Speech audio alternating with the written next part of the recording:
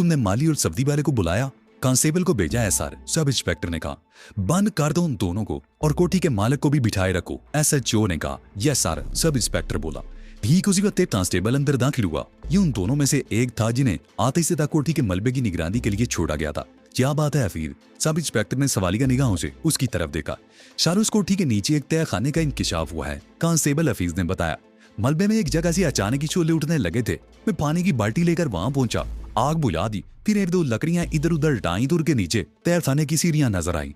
मैं आपको रिपोर्ट देने के लिए चला आया। ओह, सब इंस्पेक्टर चौंक गया और एसएचओ की तरफ देखने लगा। चलो मैं भी चल रहा हूँ। एसएचओ भी कुर्सी से उठ गया। वो दोनों थाने से बाहर आकर जीप में बैठ गए और कोठी की तरफ रवाना हो गए। उस जगह से मलबा हटवा दिया गया जहां तहखाने का इंकिशाफ हुआ था। नीचे सीढ़ियां थी जिनकी इख्तिताम पर दरवाजा था। दरवाजा अगरचे लकड़ी का था लेकिन पूरी तरह नहीं जला था। शायद आग पूरी तरह नीचे नहीं पहुंची थी। दरवाजे का कुंडा सलामत था जिसमें ताला भी लगा हुआ था। एसएचओ के इशारे पर एक कांस्टेबल ने सीढ़ियों पर उतरकर ताला तोड़ दिया। उसके साथ ही यूं लगा जैसे जानू का दरवाजा खुल गया हो। गर्म हवा के थपेड़े तय खाने से निकल रहे थे। उन्हें तकरीबन आधा घंटा इंतजार करना पड़ा। इसी दौरान एक ताश का भी बंदोबस्त कर लिया गया। इंस्पेक्टर और सब इंस्पेक्टर तय खाने में उतर गए। ताश इंस्पेक्टर के हाथ में थी और उसकी रोशनी में चारों तरफ देख रहा था। और फिर वो चौंक गया। रार की रोशनी में फर्श पर पड़ी हुई कोई चीज चमक रही थी और जब उसने झुककर वो चीज उठाई तो उसकी आंखें भी चमक उठी। वो सोने का एक बिस्किट था जो गर्मी से पिघल गया था और टार की रोशनी एक बार फिर गर्दश करने लगी। उन्हें तय खाने के फर्श पर सोने के 11 बिस्किट मिले थे। वो तय खाने से बाहर आ गया। उसके तकरीबन आधे घंटे बाद इंस्पेक्टर थाने के फोन पर डीएसपी से बात कर रहा था। उससे अगले रोज तमाम अखबारात की हेडलाइन बड़ी सनसनीखेज थी। तबाही का देवता शालिक और बर्बादी की बेबी समीना आग में जलकर राख हो गए। हर अखबार ने अपने अपने दौर पर तफसीलात शाया की थी। हेडलाइन के अलावा अखबार के कम अज कम 2 सफ़े शारक और समीना ही की खबरों से भरे हुए थे। एक अखबार ने तो उसकी पूरी सवाने शाया कर दी थी कि किस तरह उसे 12 साल की उम्र में अपने माँ बाप के कत्ल के इल्जाम में सजा हुई और सजा काटकर जेल से रिहा होने के बाद उसने किस तरह पुलिस और बाज दीगर लोगों के खिलाफ इंतकामी कार्रवाइयां शुरू कर दी थी और किस तरह उसने समीना को ब्लैकमेल करके अपने साथ मिलाया था। अखबार ने शारिक के बारे में बहुत से ऐसे लोगों के इंटरव्यूज भी छाए हुए थे जिन्हें शारिक जानता नहीं था।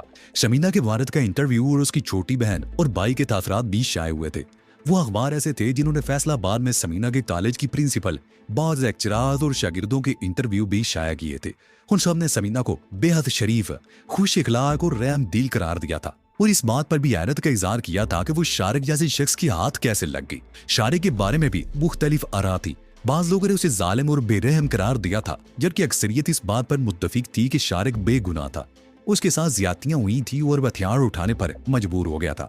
अखबारात ने उसी हवाले से लंबे चौड़े इदारिये भी शाये किए थे और तकरीबन हर अखबार ने यह सवाल उठाया था कि शारिक मुजरिम कैसे बना। जिस शख्स ने जेल में रहकर तालीम हासिल की हो, जेल में उसका किरदार काबिल तारीफ और बेमिसाल रहा हो, वो जेल से बाहर आकर इतना मुजरिम कैसे भर गया। बाज़ अखबारात ने तो कानून के मुआफिजों को उसका जिम्मेदार ठहराया था जो अपने जाती मफाद के लिए एक शरीफ इंसान को भी शारिक जैसा खतरनाक मुजरिम बनने पर मजबूर कर देते हैं। शारिक ने सब कुछ तफसील से पढ़ा और जायद अब इस पर मुस्कुराए बगैर नहीं रह सका। उसने हेडलाइन वाली खबर एक बार फिर तफसील से पढ़ी। यह खबर पुलिस के जराये से शाये की गई थी। इस खबर के मुताबिक गुलबर्ग के एसपी को इतला मिली थी कि खतरनाक मुजरिम शारिक और उसकी साथी समीना गुलबर्ग के इलाके में किसी जगह रोपोश है। एसपी की हदायत पर पुलिस की एक खुसूसी पार्टी तश्कील दी गई जिसने शारिक और समीना के बारे में इंतहाई राजदारी के साथ तहकीकात शुरू कर दी। चंद रोज पहले गुलबर्ग में ही कदीर नामी एक आदमी पुलिस मुकाबले में मारा गया था। कदीर के बारे में तहकीकात की गई तो पता चला कि वो रिक्शा चलाता है और अचरे में रिहाइश पजीर है। पुलिस कदीर के बारे में तहकीकात करती रही और गुज़िश्ता रोज ये सनसनी खेज इंकिशाफ हुआ कि कदीर भी शारिक के लिए काम करता था और टेलीफोन पर उसका शारिक से राब्ता था। पुलिस पार्टी ने उस टेलीफोन के बारे में मालूमात हासिल की तो पता चला कि वो टेलीफोन गुलबर्ग की एक कोठी का है। गुज़िश्ता रात एसपी की तश्कील करदा पार्टी उस कोठी पर छापा मारने का प्रोग्राम बना रही थी कि सब इंस्पेक्टर हामिद की निगरानी में पुलिस की एक पार्टी उस तरफ पहुंच गई। उस पार्टी को कोठी की निगरानी की जिम्मेदारी सौंपी गई थी ताकि शारिक और समीना फरार ना हो सके। लेकिन पुलिस पार्टी जब वहां पहुंची तो आग कोठी को लग चुकी थी और कोठी मुकम्मल तौर पर आग की लपेट में थी। बाद में पुलिस को उस कोठी के मलबे में से 2 इंसानी ढांचों की जली हुई हड्डियां मिली। पुलिस का दावा है कि वो समीना और शारिक ही थे जिन्हें कोठी से निकलने का मौका नहीं मिल सका और वो आग में जलकर राख हो गए। पुलिस को कोठी के गैराज से एक जली हुई पेजेरो और एक रिक्शे का ढांचा भी मिला। पेजेरो की चेसिस नंबर और इंजन नंबर से ये तस्दीक हो गई कि ये पेजेरो हाजी अब्दुल्ला की मलकियत है जो कुछ अर्सा पहले गन पॉइंट पर छील दी गई थी। कोठी के तय खाने से थोड़ा बहुत सोना भी मिला है चंद रोज पहले शारिक और उसके साथियों ने गंडा सिंह वाला के करीब स्मगलरों की एक पार्टी पर हमला करके उनसे 3 करोड़ रुपए मालियत का सोना छीन लिया था। क्यों भारत को स्मगल किया जा रहा था। ख्याल है कि वो सोना इसी कोठी के तय खाने में रखा हुआ था और बाद में किसी वक्त वहां से कहीं और मुंतकिल किया गया था और गालिबन उस मुंतकिली के दौरान सोने के चंद बिस्किट तय खाने में गिर गए थे। इन तमाम बातों की रोशनी में पुलिस इस नतीजे पर पहुंची कि वो शारिद और समीना ही थे जो कोठी की आग में जलकर राख हो गए थे। उसके साथ ही शहरियों को अब सुकून का सांस लेना नसीब होगा। रविया शाहपरी, समीना और नौलखा ने भी अखबार पढ़ा था और अब वो मजे ले लेकर उस खबर पर तबसरे कर रहे थे। चलो किस्सा खत्म हुआ। नौलखे ने कहा, अब पुलिस को तुम लोगों की तलाश नहीं होगी। हाजी ने भी सुख का सांस लिया होगा। मेरा मशवरा यह है कि कोई नया पंगा लेने की बजाय अब इस मुल्क से निकलने की तैयारी करो। इससे अच्छा मौका फिर कभी नहीं मिलेगा। नौलखा भाई ठीक कह रहे हैं, रदिया जल्दी से बोली। अब अपना बोरिया बिस्तर समेटो और जितनी जल्दी मुमकिन हो सके यहाँ से निकल चलो। क्या तुम लोग समझते हो कि पुलिस के आला अफसरों ने और हाजी ने हमारी मौत का यकीन कर लिया होगा? शारिक ने बारी बारी उनकी तरफ देखते हुए कहा। मुझे यकीन है कि हकायक को छुपाने के लिए इस किस्म की खबर अखबारात को जारी की गई है। वो चंद लम्हों को खामोश हुआ, फिर बात जारी रखते हुए कहने लगा। मात दरख्वास्त यह है कि जब किसी एक बात के हवाले से हुकूमत पर आवाम का दबाव बढ़ जाता है तो आवाम को मुतमईन करने के लिए इस किस्म की खबरें जारी की जाती हैं, जबकि हकायक को छुपाया जाता है। क्या इस किस्म का झूठ ज्यादा अरसे तक चल सकता है? रदिया ने कहा। इस किस्म का झूठ चंद रोज से ज्यादा नहीं चलता, शारिक ने कहा, लेकिन आवाम का फौरी दबाव खत्म हो जाता है। उसके 2-4 रोज बाद अगर पोल खुल भी जाए तो वो बात नहीं रहती। इसके अलावा हाजी अब्दुल्ला जैसा शख्स हमारी मौत की खबर को आसानी से हजम नहीं कर सकता। हो सकता है वो ये सोचे कि कोठी को हमने जानबूझकर आग लगाई थी और वो लाशें किसी और की हों। ऐसा ना तो एक लंबी बहस छिड़ जाएगी। नौलखा बोला। वैसे एक मौका तो मिला है, हमें खामोशी से यहाँ से निकल जाना चाहिए। शायद तुम बहुत ज्यादा बददिल हो गए हो, शारिक बोला। नहीं यार शारिक बाबू, ये बात नहीं, नौलखा बोला। सारी जिंदगी गुजर गई पुलिस से आंख बचोल्दी खेलते हुए। अब दिल चाहता है कुछ दिन सुकून और आराम से गुजार लें। ठीक है, शारिक गहरा सांस लेते हुए बोला। 2-4 दिन सूरत-ए-हाल का जायजा लेने दो, उसके बाद कोई फैसला करूंगा। सूरत-ए-हाल का जायजा लेने के साथ साथ अपने मामलात भी वाइंड अप करते रहो ताकि ऐन वक्त पर कोई और रुकावट पैदा ना हो जाए। रदिया ने कहा। जो हुक्म सरकार, शारिक ने मुस्कुराते हुए कहा। फिर समीना की तरफ देखकर कहने लगा, वैसे एक बात मेरी समझ में नहीं आई, पुलिस ने यह पता कैसे चला लिया कि कदीर हमारे लिए काम कर रहा था और उन्हें फोन नंबर कैसे मालूम हुआ? एक बात पर तुमने तवज्जो नहीं दी, समीना ने उसकी तरफ देखते हुए कहा। तुमने कदीर को फोन नंबर इस कोठी का दिया था जहां हम बैठे हुए हैं, जबकि अखबार में उस कोठी का नंबर छपा है जिसे हम जलाकर राख कर आए हैं और बकौल पुलिस के उन्होंने उस फोन नंबर ही के जरिए उस कोठी का पता चलाया था। कदीर को मैंने दूसरी कोठी का नंबर भी दे दिया था और उसे सख्ती से यह हिदायत कर दी थी कि अब पुराने नंबर पर राब्ता ना करे। उसके बाद वो दूसरी कोठी पर फोन करता रहा, लेकिन सवाल ये पैदा होता है कि उसकी मौत के बाद पुलिस को ये नंबर कैसे मालूम हुआ? शारिक ने कहा। हो सकता है उसने वो नंबर कहीं लिख रखा हो जो पुलिस की नजरों में आ गया। समीना ने कहा। इसका मतलब है उसने यहाँ का नंबर भी कहीं लिखा होगा। अगर किसी वक्त वो नंबर पुलिस की नजरों में आ गया तो? वो चंद लम्हों को खामोश हुआ, फिर बोला। ये कोठी भी हमारे लिए खतरनाक साबित हो सकती है। इस सिलसिले में फौरी तौर पर मालूम करना होगा, लेकिन किस तरह मालूम किया जाए? समीना ने पूछा। इंस्पेक्टर उस्मान, शारिक ने जवाब दिया। मुअत्तल होने के बावजूद पुलिस में उसके ताल्लुकात हैं, वो सब कुछ मालूम कर सकता है। लेकिन समीना ने उसके चेहरे पर नजरें जमाते हुए कहा, आज के तमाम अखबारात में मेरी और तुम्हारी मौत की खबर छप चुकी है। क्या इंस्पेक्टर उस्मान ये राज अपने सीने में महफूज रख सकेगा कि तुम जिंदा हो? हाँ, शारिक ने मुस्कुराते हुए जवाब दिया। जिस दिन मेरा कोई राज फाश करेगा वो उसकी आजादी का आखिरी दिन होगा। मेरा कोई राज फाश करने से पहले उसे बहुत कुछ सोचना पड़ेगा, तो फिर बात करो उसे, समीना ने कहा। वो लोग उस वक्त 9 लखे वाले कमरे में बैठे हुए थे। शारिक उठकर लाउंज में आ गया जहाँ टेलीफोन रखा हुआ था। मरियम लाउंज में एक सोफे पर बैठी हुई थी। माँ जी, आप जहाँ बैठी हैं? शारिक दूसरे सोफे पर बैठते हुए बोला। बाहर इतना अच्छा मौसम है, ठंडी हवा चल रही है और आप यहाँ? चली जाती हूँ। मरियम उठकर खड़ी होगी। उसके होंठों पर खफीफ सी मुस्कुराहट थी। वो समय की थी कि शारिक को फोन करना होगा। मरियम जैसे ही दरवाजे से बाहर निकली, शारिक फोन का रिसीवर उठाकर इंस्पेक्टर उस्मान का नंबर डायल करने लगा। कार उसकी बीवी ने रिसीव की। मैं सियालकोट से उस्मान का दोस्त बोल रहा हूँ, प्लीज उन्हें फोन पर बुला दें, शारिक ने कहा। फोल्ड करें। दूसरी तरफ से जवाब मिला और खामोशी छा गई। चंद से दिन बाद उस्मान की आवाज सुनाई दी। मेरा नाम मत लेना उस्मान, और मेरी बात गौर से सुनो। शारिक ने हेलो के जवाब में कहा। तुम? इंस्पेक्टर उस्मान के लहजे में हैरत थी, लेकिन आज तुम? पुलिस में जब तक तुम जैसे लोग होंगे उनसे ऐसी बातों की तवक्को की जा सकती है, शारिक ने उसकी बात काटते हुए कहा। लेकिन मैं नहीं समझता कि हाजी जैसे गाग आदमी इस बात का यकीन कर लें। तुम भी पुलिस की तरह मुझे मुर्दा ही समझते रहो और पुलिस को मालूम नहीं होना चाहिए कि मैं जिंदा हूँ। बहरहाल तुमने एक काम करना है। तो मैं सुन रहा हूँ, उस्मान ने कहा। आज अखबार में छपा है कि पुलिस ने कोठी का फोन नंबर करीर की मौत के बाद मालूम दिया था। तुम्हें यह मालूम करना है कि पुलिस को वो फोन नंबर कहां से और कैसे मिला था, और आया उनके पास ऐसा कोई और नंबर तो नहीं जिसके बारे में वो तहकीकात कर रहे हो। और ये भी मालूम करना है कि पुलिस मुझे और समीना को वाकई ही मुर्दा समझ रही है या ये सब ड्रामा है। ठीक है, मैं मालूम कर लूंगा, लेकिन तुम्हें इतला कहाँ दूं? इंस्पेक्टर उस्मान ने कहा।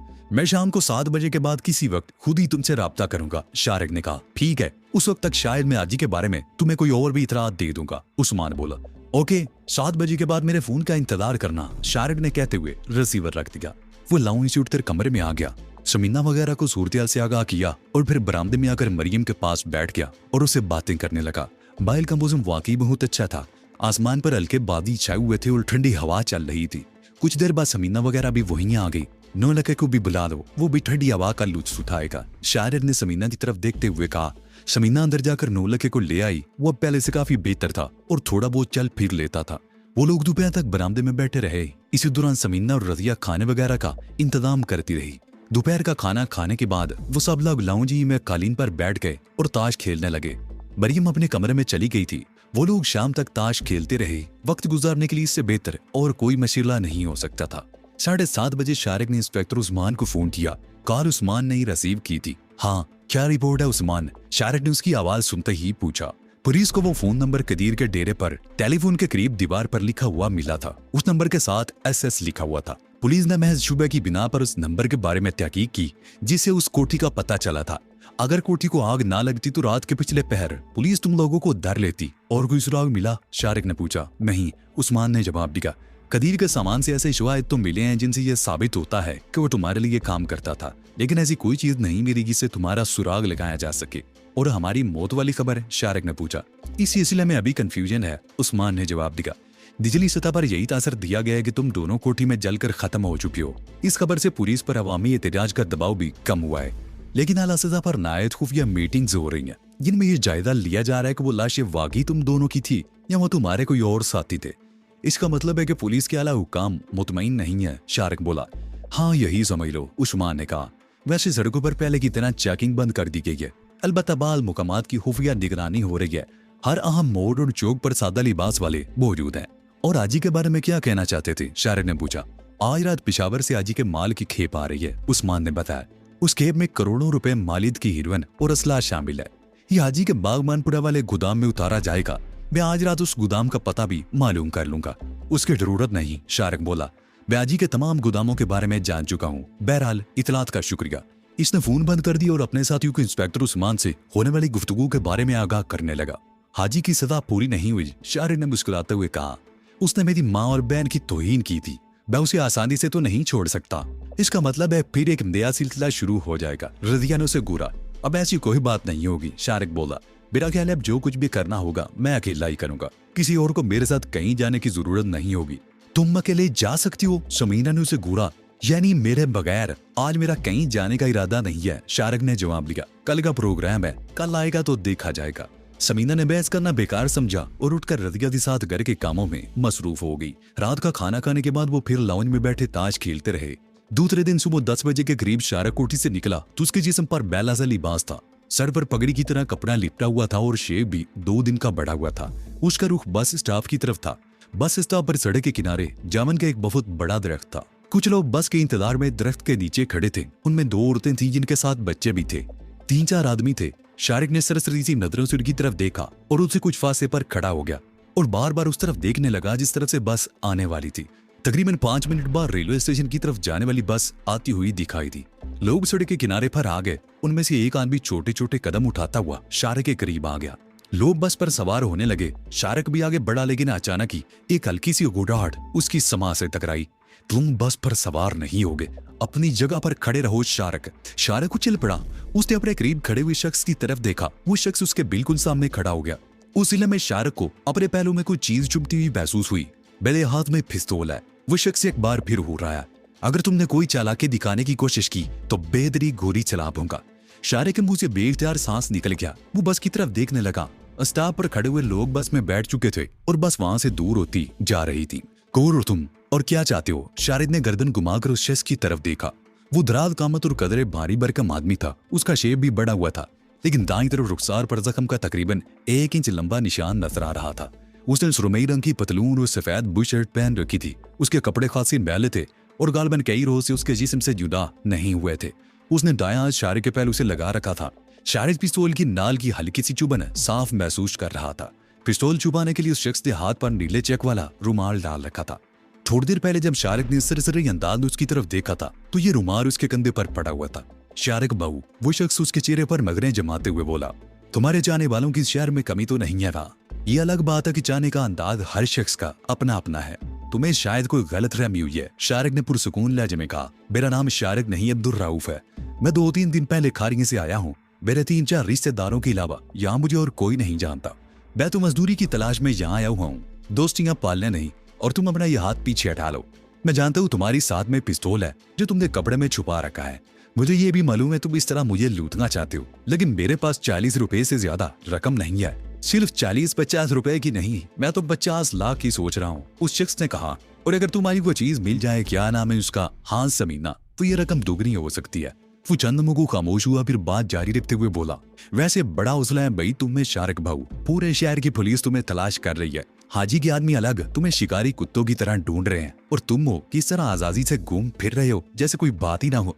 ऐसा तो नहीं है कि अपनी मौत की खबर अखबारों में छपने के बाद तुम ये समझ रहे हो कि लोग तुम्हारा चेहरा ही भूल गए हैं, लेकिन ताड़ने वाले क़यामत की नजर रखते हैं। पता नहीं तुम क्या कह रहे हो, मैं तुम्हें नहीं जानता, तुम कौन हो? शारिक ने कहते हुए इधर उधर देखा। बस स्टॉप पर एक बूढ़ा आदमी और 2 औरतें आ गई थी जो उनसे चंद कदम दूर खड़ी थी। अभी मैं शोर मचा दूं कि तुम शारिक हो जिसने शहर में तबाही मचा रखी है, तो यहाँ सैकड़ों आदमी जमा हो जाएंगे और हर शख्स तुम्हें पहचान लेगा और लोग तुम्हारी बोटियां नोच लेंगे। लेकिन मैं ऐसा नहीं चाहता। मैं तो तुम्हें जिंदा रखना चाहता हूँ क्योंकि कीमत सिर्फ तुम्हारे जिंदा होने की है। मरने के बाद तो तुम एक टैडी पैसे के भी नहीं रहोगे। शारिक दिल्ली दिल में पीछो ताब खा रहा था, लेकिन उसने बड़ी मुश्किल से अपनी अंदरूनी कैफियत पर काबू पा रखा था। और ये हकीकत थी कि उसने उस शख्स को पहचान लिया था।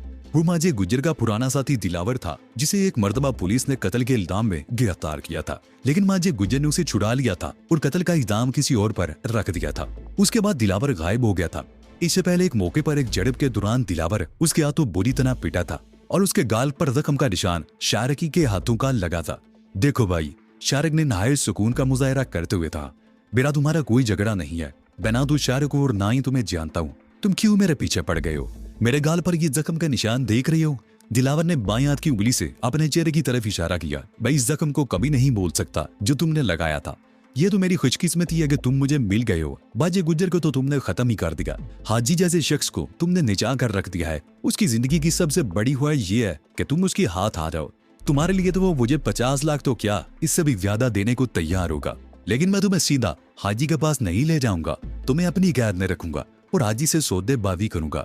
और उसके बाद दिलावर शारिक के पीछे देखते हुए बोला, मैं पिस्तौल जेब में रख रहा हूँ। भागने या कोई चालाकी दिखाने की कोशिश की तो पछताओगे। इस तरफ 2 पुलिस वाले आ रहे हैं। वैसे मैं दावे से कह सकता हूँ कि ये पुलिस वाले तुम्हें नहीं पहचान सकेंगे, क्योंकि अखबार में जो तुम्हारी तस्वीर छपती रही है वो बहुत पुरानी है और तुम्हारे मौजूदा हुलिये से बहुत मुख्तलिफ है। वैसे ये जो कांस्टेबल होते हैं ना, नीरे संतरी बादशाह ही होते हैं। दिलावर ने बड़ी खूबसूरती से हाथ शारिक के पहलू से हटाकर पिस्तौल पतलून की जेब में डाल दिया और शारिक से 2 कदम पीछे हट गया। शारिक ने गर्दन घुमाकर देखा, सड़क के किनारे 2 पुलिस कांस्टेबल इसी तरफ आ रहे थे। दोनों ने कंधों पर राइफलें लटका रखी थी और दोनों सिगरेट के कश लगाते बातें करते हुए आ रहे थे। करीब से गुजरते हुए दोनों ने सरसरी अंदाज में उनकी तरफ देखा। इसी दौरान दिलावर ने बड़े भी तकल्लुफाना अंदाज में शारिक के कंधे पर हाथ रख दिया और हंस हंस कर उससे बातें करने लगा। उसी वक्त आगे पीछे 2 बसें भी आकर रुकी थी। स्टॉप पर खड़ा हुआ बूढ़ा और दोनों औरतें एक बस में बैठ गईं। दोनों बसें से 2-2 आदमी उतरे। वो लोग उनकी तरफ तवज्जो दिए बगैर अपने अपने रास्ते पर हो लिए। दोनों पुलिस वाले भी आगे निकल चुके थे। मेरा हाथ जेब में पिस्तौल के ट्रैगर पर है, अगर तुमने कोई गड़बड़ की तो मैं बेदरी गोली चला दूंगा। दिलावर ने उसकी तरफ देखते हुए कहा, तुम आखिर चाहते क्या हो? शारिक ने उसे घूरा। तुम्हारे पैसे खड़े करना चाहता हूँ, और क्या चाहूंगा तुमसे? दिलावर बोला। खामोशी से मेरे साथ चलते रहो। कहाँ ले जाना चाहते हो? शारिक बोला। लक्ष्मी चौक, दिलावर ने कहा। माजे गुज्जर का निस्बत रोड वाला अड्डा अब मेरे कब्जे में है। वहाँ कोई धंधा नहीं होता, किसी को अब उस जगह पर शुबा भी नहीं है, इसलिए मैं तुम्हें वहीं ले जाऊंगा। वो जगह सबसे ज्यादा महफूज रहेगी। दिलावर, शारिक ने पहली मर्तबा उसका नाम लिया। क्या तुम समझती हो कि मुझे अपने कब्जे में कर सकोगे? चंद रोज पहले मजीदे ने भी मेरा रास्ता काटने की कोशिश की थी, लेकिन अपने 2 बंदे मरवाने के बाद दुबक कर बैठ गया है। मैं मजीदा नहीं हूँ, दिलावर ने जवाब दिया। मेरे साथ चलते रहो, कुछ आगे जाकर हम टैक्सी पकड़ लेंगे।